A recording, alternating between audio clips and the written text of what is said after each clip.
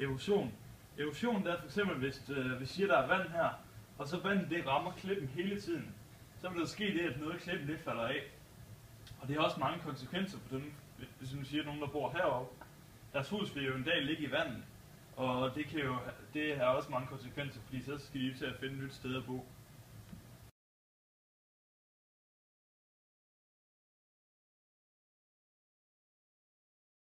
Aflejring. Aflejring, det er, lad os nu sige, der ligger nogle grene, nogle sten, nogle blade, og det så bliver frostvejr. Hvis det så fryser inde, så er det jo inde i isen, som er vandets faste form. Og hvis det is, det så skifter position, så nu er en vandstrøm, og det så kommer hen til et andet sted, og isen så smelter, hvilket det må gøre på et tidspunkt, så vil det, der var indefrosset, det vil komme ud af isen, og så ligger det lige pludselig et andet sted. Og det er hvad man kalder aflejring.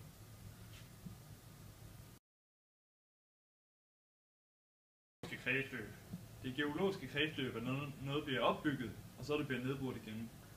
Vi kender for eksempel en orkan. Den tager jo ting med sig, som bliver afledt for forskellige steder, og det har jo også mange konsekvenser for både for transport og den kollektive trafik. Jorden består af flere lag. Den indre fast kerne, som vi ser her, den ydre flydende kerne her, og så kommer kappen, og til sidst har vi skorpen.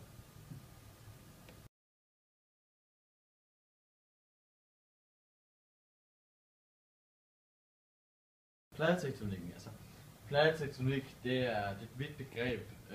Det er jordens kontinentalplader, som vi kan se heroppe. Så ligger hver verdensdel inddelt på en plade, og de her plader er der rigtig mange af. Mange af de her plader, de er i bevægelse, og når de er i bevægelse, så altså, det spiller en stor rolle i både naturkatastrofer og dannelse af nyt land. For eksempel, hvis der er to plader, der kører mod hinanden, så kan det skabe et kæmpe stort jordskælv, fordi de her plader simpelthen er så store.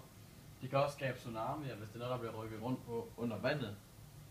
Det kan også danne vulkaner, som så kan danne mere nyt land rundt omkring. I kender selvfølgelig også Andesbjergene. Andesbjergene, det er nogle bjerge, der er dannet ved, at nogle af de her plader, de simpelthen har kørt op af hinanden, og så bare har dannet et kæmpe stort bjerg.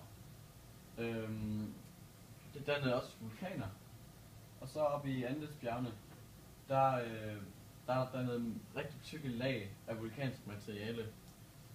Og Andesbjergene er selvfølgelig ikke de eneste bjerge, der er dannet ved, at de her plader kører op af hinanden, men nu tror jeg lige Andesbjergene, fordi de nok er de største.